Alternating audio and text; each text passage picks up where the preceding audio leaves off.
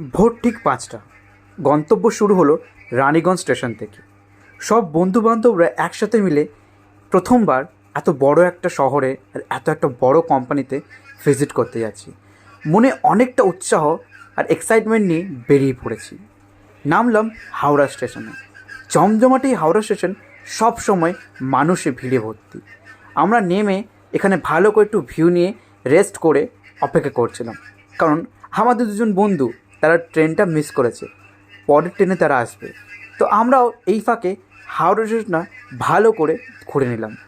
এই যে পুরো আমাদের দল এক জায়গায় দাঁড়িয়ে সবাই একটু আড্ডা মারছি, সেলফি তুলছি, আর আমি আমার কাজে লেগে পড়েছি ভিডিও করতে, যেটা আমার করতে খুব ভালো লাগে। Time for intro. তো নমস্কার পাবলিক, কেমন আছো তোমার সবাই? আমি অজিত, তোমরা চ্যানেল অভিজিৎ রয়। তো আজ আমরা পুরো কলেজ যাচ্ছি কোকোকোলা ফ্যাক্টরি। তো তোমরা পুরো ভিডিওটা কেউ স্কিপ না করে দেখো। কোকোকোলা ফ্যাক্টরির পুরো ইনসাইড আউটসাইড সব দেখাবো, কভার করবো। তো দেখতে থাকো পুরো ভিডিওটা। এবার প্রায় 8:30 বেজে গেছে। সেই ভোরে 5:30টায় বেরিয়েছি, খিদে তো পাবেই। তাই সবাই মিলে হাওড়া স্টেশনের একটা ছোট্টখাট্টো ক্যান্টিনে চলে এলাম কিছু খাবার জন্য। মা কিন্তু বাড়ি থেকে টিফিন করে পাঠিয়েছে পরোটা আলুর দম, কিন্তু তাও ক্যান্টিনে কিছু না কিনলে কি আর মজা হয়? যতই হোক ঘুরতে বেরিয়েছি বস, খাওয়া দাওয়া থাকবেই। তো এখানে আমার সব বান্ধবী বন্ধুরা সবাই একসাথে বসেছি। আমি আমার সঙ্গে টিফিনটাও নিয়ে বসে গেছি। আর আমাদের পাশে দাদুগুলো বসে আছে, তো ওরাও খাচ্ছে আর আমরাও খাচ্ছি। আবার চলছে আমাদের এখানে। আমাকে না জেরা কিছু করার নাই, এরা যেন খাচ্ছে না। না আমরা খাবো। টাকার পরে খাই। হ্যাঁ दोस्त बेकारी नहीं है अपन, बहुत पैसे अपने पास। আমরা টাকার পরে খাইনি, খাবার বাড়ি থেকে আপনার বাড়ির নিয়ে খাবার নিয়ে এসেছি। আর বন্ধ কর, খেতে দে। এইটা দিবি। ব্যাস, খাওয়া দাওয়া মিটে গেছে। আবার বেরিয়ে পড়েছি গন্তব্যের জন্য। এখনও কিন্তু গন্তব্যে পৌঁছে যায়নি। ব্যাস, হাওড়া স্টেশন থেকে বেরিয়ে আমরা ধরলাম বাস। সকলের কাছে একটা রিকোয়েস্ট, সকলে ভিডিও দেখছেন কিন্তু কেউ সাবস্ক্রাইব করছেন না, একটু সাবস্ক্রাইব করে দিন, ভালো লাগবে তো। সকলে সাবস্ক্রাইব করবেন আর লাইক কমেন্ট করতে একদম ভুলবে না, ওকে?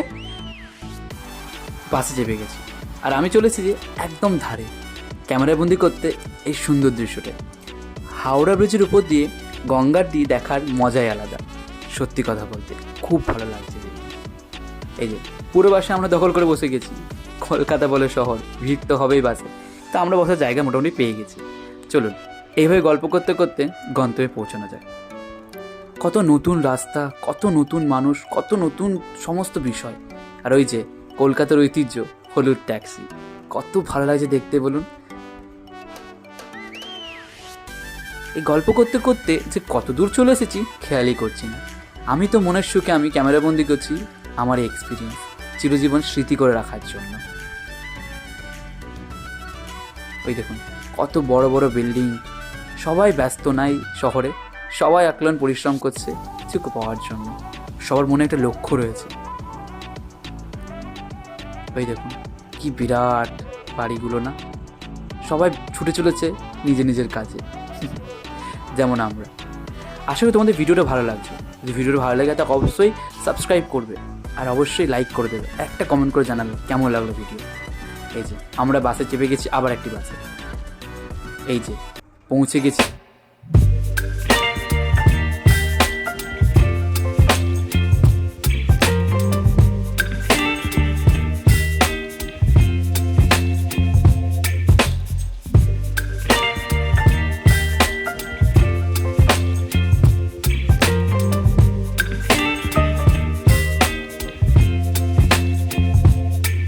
Baby, you give me ice and fire. You're giving me wind and rain. You're some kind of butterfly. Baby, you give direct ভিতরে।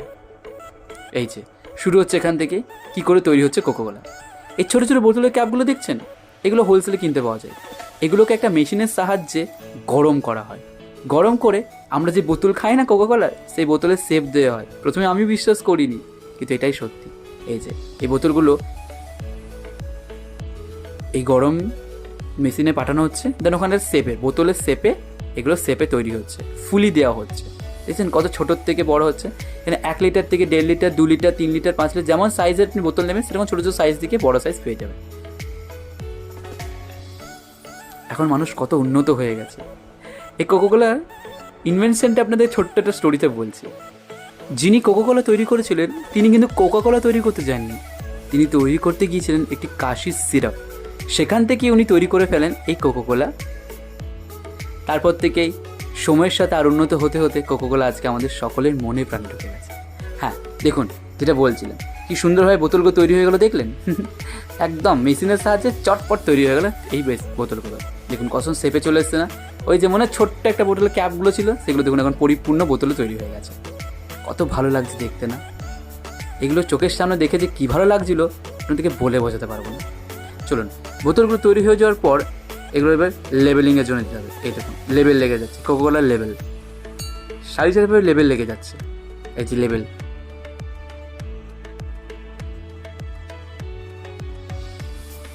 ব্যাস লেবেল লাগার পর লম্বায় লম্বায় সব বোতলও দেখুন সারি সারিভাবে চলে আসছে।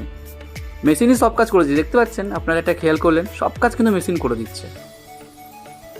ব্যাস এবার এক একটা বোতল পড়ে যাচ্ছে আর নিজেই ভর্তি হয়ে যাচ্ছে। 1 লিটার 2 লিটার 500 100 ml যেমন যেমন আছে। আর এই যে মেশিন সব নোটিস করছে, একটু ভুল হলেই সেটা ক্যান্সেল করে দেবে সেই বোতলটা। এতটাই এত মাধুর্য। এই দেখুন সব বোতলগুলো এক জায়গায় জড়ো হয়ে গেছে, কি সুন্দর লাগছে না? মনে হচ্ছে সবগুলো তুলে বাড়ি নিয়ে চলে যায়, ওটা সেটা সম্ভব নয়। যাই হোক, সব বোতল এক জায়গায় তৈরি হয়ে যাচ্ছে, দেন প্যাকেজিংয়ের জন্য এরা এগিয়ে যাচ্ছে।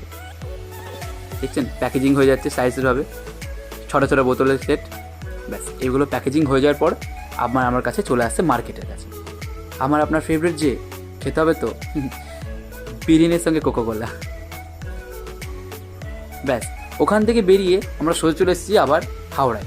খেতে হবে, দুপুর 3টে বেজে গেছে, প্রচণ্ড খিদে পেয়েছে। চলুন একটা ভালো হোটেল দেখে খেতে শুরু করেছি। এই যে সব বন্ধুরা এক জায়গায় বসে খেতে বসেছি, পাশেই গঙ্গা, সাথে মাছের ঝোল আর ভাত। আর কি চাই? সত্যি কথা, এত কষ্ট করেও মনে হচ্ছে বৃথা যায়নি। অনেক কিছু শিখলাম, অনেক কিছু জানলাম, আর অনেক কিছু আপনাদেরকে জানালাম। ব্যাস ভাত খাওয়ার পর একটা মিষ্টি পান। সত্যি কথা বলতে এটা আমার একটু স্বভাবের দোষ, জানি না, মিষ্টি পান দেখলে আমার মনটা এখন খুচখুচ করে ওঠে। আর কলকাতার সময় শহরে যে মিষ্টি পান না খাই, কী করবো আর এসে। তো কাকু খুব ভালো করে মিষ্টি পানটা বানিয়ে দিল 10 টাকা করে।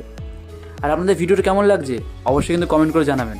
আর এরকম ভিডিও পেতে হলে চ্যানেলটা অবশ্যই সাবস্ক্রাইব করবেন। ভাবছেন কি এই গোটা মিষ্টি পানটা আমি একা খেয়েছি? একদম নয়, আমার মতো এখানে অনেকজন আছে আমার কাছে মিষ্টি পান কেড়ে খেয়ে নিছে। যাই হোক, ছিটে ফটো তো পেলাম, এটাই অনেক ভালো।